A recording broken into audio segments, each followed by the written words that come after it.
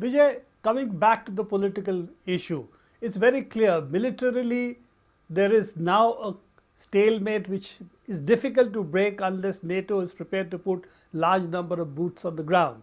Given this, do you see this sort of a de facto bifurcation of Libya for some foreseeable future and sort of settling down on that level, or do you see something else likely to happen in the medium term?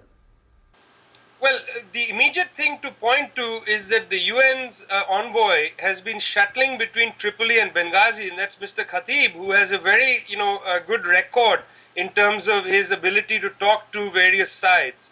So one has to say that, there is some hope that between the African Union and the United Nations, they have been trying to open a political dialogue between Benghazi and Tripoli. So that's the first thing to keep in mind, that it's not that the doors have been closed to some kind of diplomatic settlement. The second thing is that it appears that Mr. Gaddafi told the UN envoy that he is willing at the present time to consider stepping down, but he wants to remain in Libya.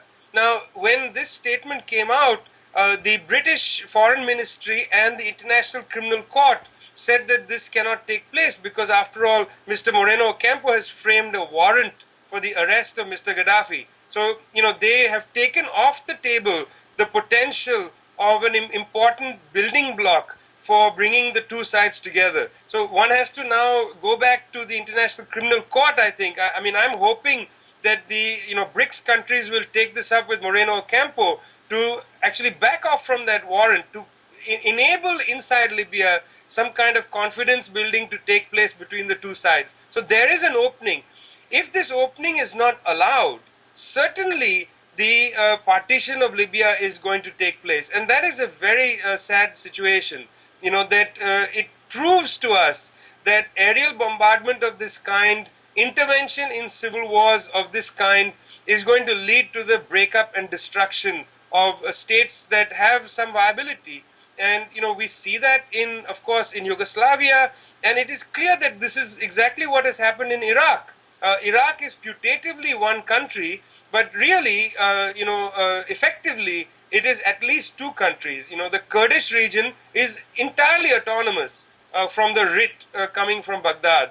So if the way forward is to bomb and then break up countries, this is the model. But I think still there remains another alternative. There remains a different path, and I think it is for us to articulate how the African Union and the United Nations envoy are trying to work on that path. They have been given no credence by the international media, and they have been given no space by the NATO command, which is utterly discounted the work of the AU and the UN envoy.